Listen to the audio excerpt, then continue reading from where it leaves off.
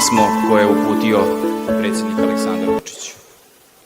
Dragi prijatelji, dragi moji Zvečanci, kada se dugo bavite politikom, naučite da su nagrade i priznanja veoma često ceremonijalnog karaktera.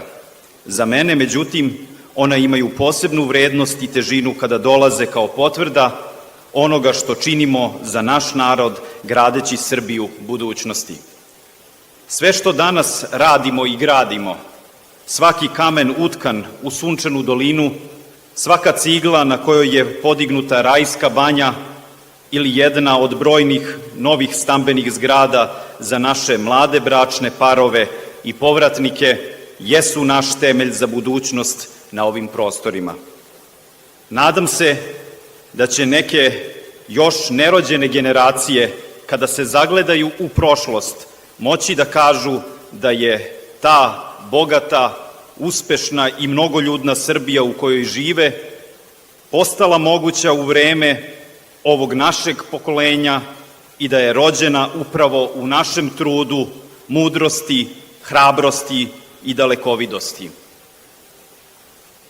Vaše priznanje, počast od ljudi koji su čuvari onoga što je našem narodu najsvetije, jeste nešto što mora da se zasluži i što se ne dobija kao prigodan poklon. Svi mi, Srbi, duhovnu kolevku imamo na Kosovu i Metohiji, ali imati mogućnost da kažete da ste zaista sa Kosova i Metohije jeste vrednije od najvrednijeg odlikovanja i lente.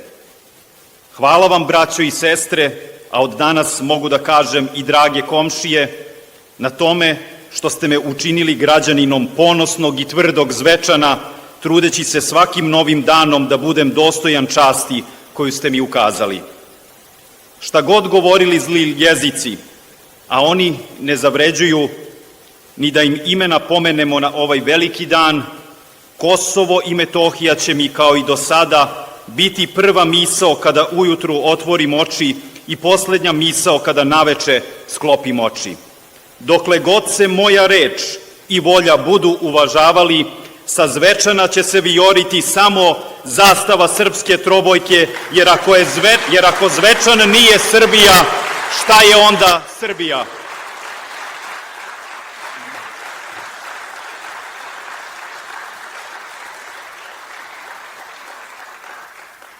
Želim vam da i nadalje budete hrabri i ponosni i svesni da čitav srpski narod bdi nad vama.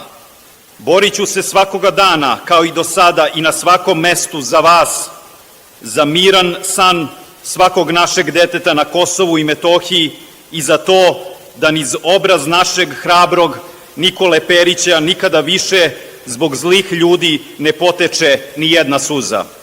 Ne uskraćujući nikada drugima pravo na život i sreću, borit ću se za to da isto pravo bude garantovano mome narodu i mojim Zvečancima. Srećan vam dan opštine koji želim da slavite na mnogo godina u miru, slozi i napretku, uvek svesni da će država Srbija biti tu za vas. Živeo Zvečan, živela Srbija!